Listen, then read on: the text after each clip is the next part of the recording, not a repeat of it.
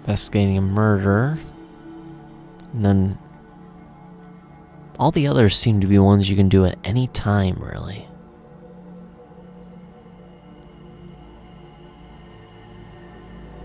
But this one kind of sounds more immediate.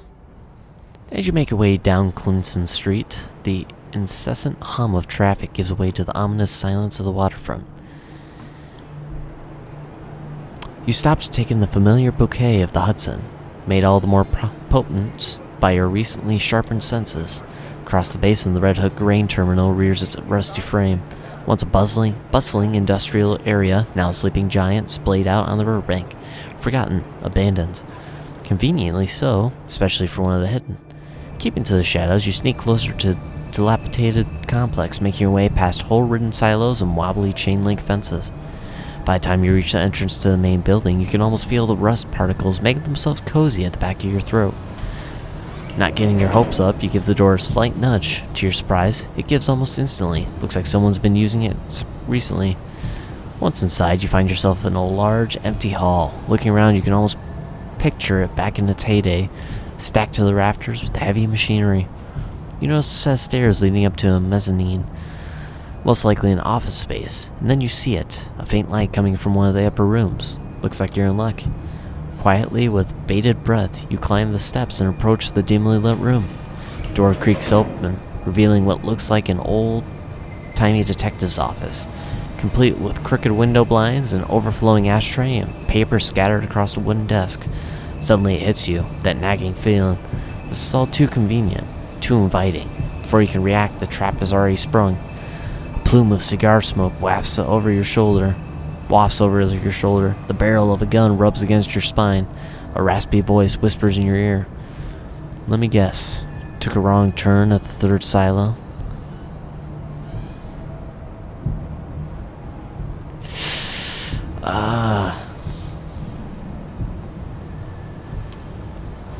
Driven by a strange hunch, you open your mouth. You hear yourself talking, but the words are not yours. They seem to be coming from the deepest recesses of your memory.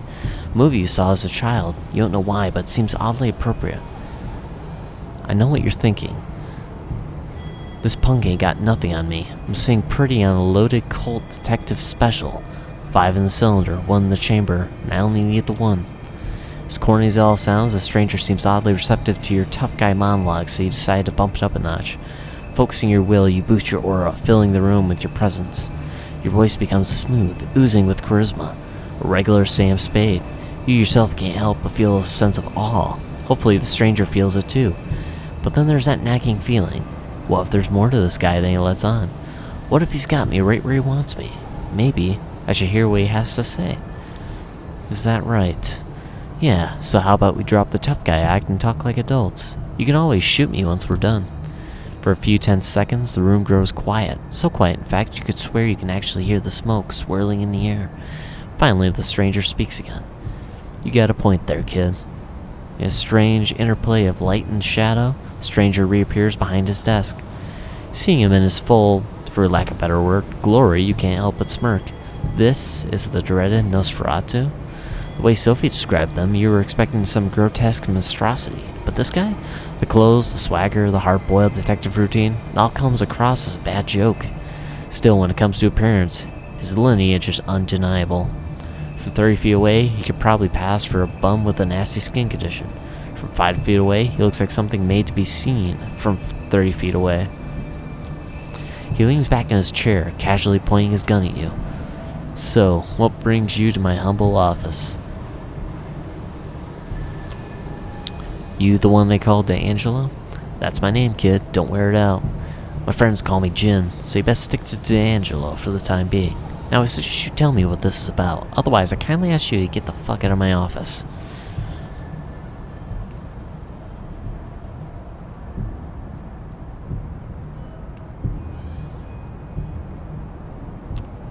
Charming. I can see why Kadir keeps you around. His expression sours. Not a name you want to casually toss around, kid. But hey, I get it. You're not some random schmuck who wandered in here off the street, so let's get down to the nitty-gritty. Who I work for is less important. What I'm working on, however. The Red Hook murders. I know, I want to help you catch the killer. His moldy lips twist into a smile. Do you now? D'Angelo lowers his shades for a few seconds. He sits motionless with his eyes fixed on yours. Suddenly he raises his gun, almost making you flinch. Almost. Then he twirls it into his shoulder holster in a flashy display that definitely looks like it was practiced. A lot, in front of a mirror. You see the Nosferatu's lips move, but the quiet mumbling clearly isn't meant for your ears. Listening in, you're able to catch snippets of his monologue. Sure, they seem to care. What was the end game? What was their angle? Everybody's got one, even if they pretend like they don't, especially then. What the hell? Maybe this town finally got to me. He pauses, sticks a fresh cigar between his crooked teeth.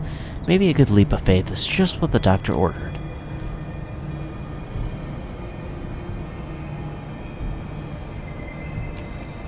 As he reaches into his pocket, you flash the lit lighter before his eyes, or maybe you could use a healthy dose of unhealthy. For a split second, he gives you a puzzled look. Then he leans over to your lighter, puffing on the cig as it catches fire. A wry smile comes back to his lips. I like you, kid. You might look like a used car salesman, but there's just something about you. Tell you what, I was just about to head back to the crime scene, take a look around, refresh my notes. You can tag along if you want to. I could use an assistant. Someone to take notes and make wild assumptions for me to shoot down. Who knows? If you're any good, I might consider making this a long-time arrangement. Sounds good? Sure it does, kid. I'm the one who said it. Just one more thing. You still got me at a disadvantage here. Seems like you've done some digging on me, but with you, I barely scratched the surface. You catch my drift? So answer me this. Who was it that sent you into my neck of the woods? Or in layman's terms, who do you work for? Sophie Langley. For the first time since you got here, the Nosferatu drops a look of genuine surprise. His eyes wander for a moment, finally giving way to a crooked smile. So you're the one, huh? The fledgling, the Toreador Dame Spared. Yeah, that would make sense. Don't think she'd appreciate you throwing your name around. Thanks for being upfront, kid. One blink is enough for you to miss D'Angelo vanishing from his chair. Just when you're about to look around, he reappears right next to you. Up close, the smile is even more unnerving. Alright, moonlight's burning. Let's get cracking. With a certain fascination, you watch D'Angelo stumble his way across West Brooklyn. Oddly animated, incessantly scratching his face and neck, stopping every once in a while for a bout of mumbling narration. He's most certainly a sight to behold.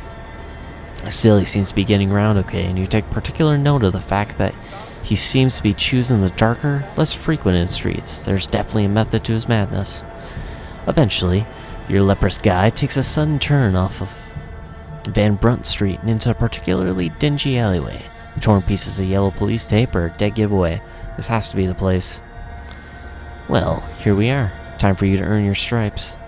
This is where they found him. Drained dry, not a drop of blood in him. Before you ask, no, I didn't get to see the body, so I don't know if there were any bite marks. So, what can you tell me? Take a moment to examine the crime scene. Judging by a chalk outline on the pavement, the man was killed recently. Curiously, there doesn't appear to be a trace of blood or viscera. And you know the city's cleanup crew isn't that fast, or that thorough. Looking up, you notice a spray-painted sign on the wall. It reads, "The Blood Speaks," in big crooked letters. You look to D'Angelo. The Nosferatu gives you an expecting look.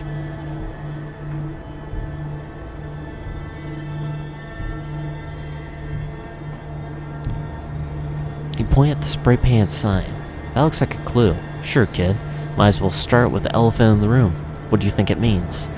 You give the sign a good hard look. It's no Rembrandt. The writing is jagged, clearly done in a hurry.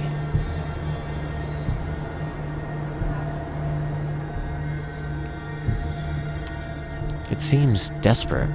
My thoughts exactly. It's as if someone wanted to get a message across, but was too scared to stick around and write the whole damn book, so we got the abridged version. And then there's the blood, or lack thereof. And given that the murder was committed right here and the victim didn't make a sound, we can therefore conclude that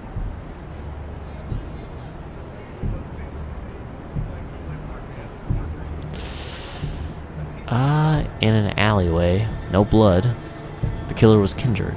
Bingo, only a kindred could drain a human this quickly, this quietly. Tell me, if you were to guess, which clan would you say our killer belongs to? Ooh,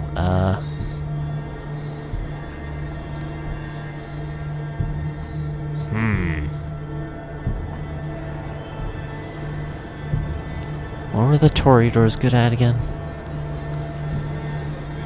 Okay. Wait, what are the options? I gotta say Malkavians, because Malkavians see it in such a different way. Maybe it's a Malkavian serial killer? They're pretty nuts, right? Nah, kid, the Moonies can be a bit playful, but there's a method to their madness. It leaves a certain aftertaste. This right here just reeks of desperation. Might be jumping to conclusions, but my money's on the Thin Bloods. He pauses, spits out the mangled remains of a cigar. Shit, looks like we're gonna have to pay Larson a visit.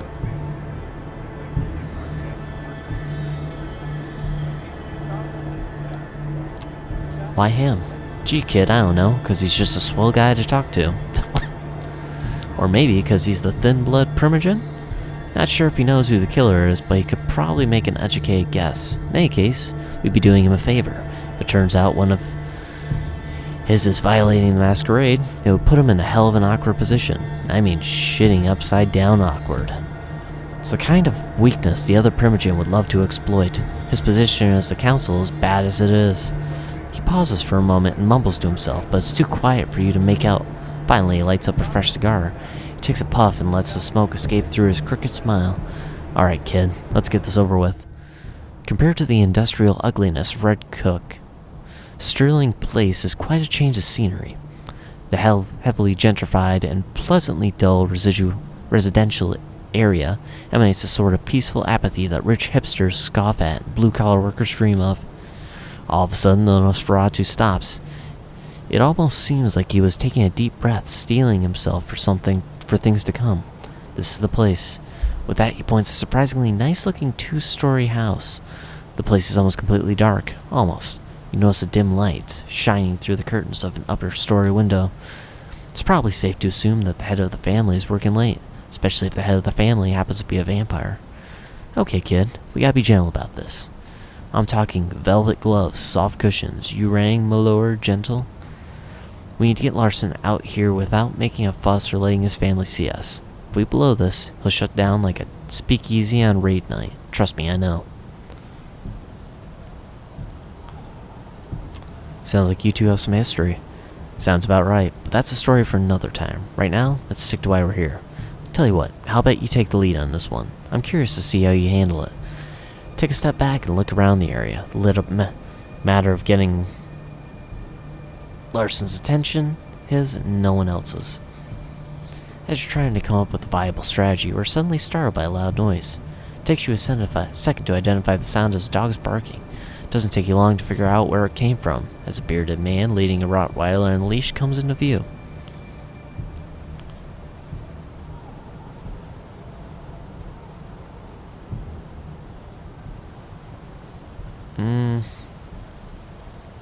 Let's ring the doorbell. Seeing no point in beating around the bush, you walk right up the door and ring the bell. D'Angelo wobbles up behind you in a comical attempt to remain stealthy. What the hell, kid? I mean, there's taking a direct approach, and then there's being a complete fucking idiot. Before you're able to explain yourself, you hear footsteps from inside the house. It sounds like someone is coming down the steps towards the front door. D'Angelo bites his lip and lets out a noise that sounds like a cricket dying of throat cancer. You're guessing it was supposed to be an annoyed grunt. The door swings open and a very unassuming and slightly unshaven man in a turtleneck stands before you. You begin to wonder how a guy like that made it on the council this long. Even for a thin blood, he looks extremely unimpressive. The man gives you a puzzled look, then looks to D'Angelo. His face twists into a disgusted frown, like he just smelled a particularly nasty fart. What the fuck, D'Angelo? I know, I can explain. Explain my ass. This is my home. Do you understand? Home. Where my children sleep? As if on cue, a child's voice can be heard coming from upstairs. Dad? It's okay, Bobby. Daddy's helping someone. You get back to bed now. I'll be right over to tuck you in. Once more, the house grows silent. Larson lets out a sigh and turns back towards you.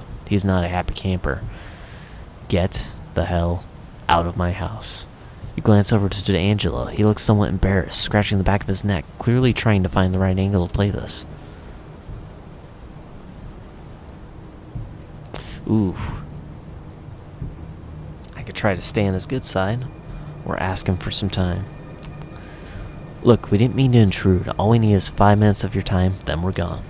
Larson gives you a tired, frustrated look. He takes a deep breath. Not here. With that, he locks the front door and leads you several steps away from the porch. What do you want? It's about the Red Hook murders. We think one of yours is responsible. Bullshit. The Dustborn's got enough trouble just staying alive out here. What could possibly make them openly violate the masquerade?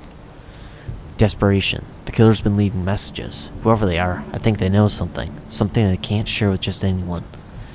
I know it seems far-fetched, but it's the only way this puzzle fits together.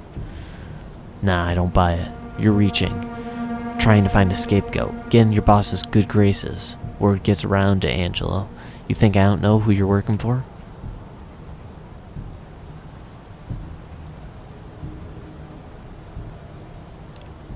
Then help us clear your people's name. What have you got to lose? Everything. I've been a thorn in the council's side for a while now. This is just the excuse they need to get rid of me. What if it turns out one of yours did it and you sat on your hands to protect him? You think the council won't jump on that? He looks off into the darkness, pondering his options. He lets out a heavy sigh. Look, I'll ask around, consult my sources. If it turns out one of my own is responsible, they will face justice. In the meantime, keep your deductions to yourself. I have enough trouble as it is. Deal. Good. Now if you'll excuse me, I have to get back to my family. And with that, Larson retreats to the elusive safety of his home. You decide it's best to move along. You walk a couple blocks in utter silence. Even D'Angelo's mumbling seems to have taken a backseat. Oddly enough, you find his newfound reticence somewhat unnerving. Finally, Nosferatu stops and turns towards you. Hell of a night. I don't know about you, kid, but I sure could use a drink. Something warm, in a tall, sweaty glass. But first, let me tally your score. Let's see now. You did make a good first impression. I like someone who can talk themselves out of a tight spot. Talking's cheap. Bullets, not so much. You held your own at the crime scene. Nothing I hadn't figured out on my own. But hey, we can't all be professionals. Finally, when the situation called for subtlety, you managed to avoid unwanted attention. Discretion was what separates a private dick from just any old dick. All in all, you did fine. Not fine, but not bad for your first case. Don't let it get to your head. I'll be in touch. Let you know if I hear from Larson. Be ready to meet me at the office. He starts to walk away, but suddenly stops and turns back toward you. And bring a notepad. Every good assistant should have one.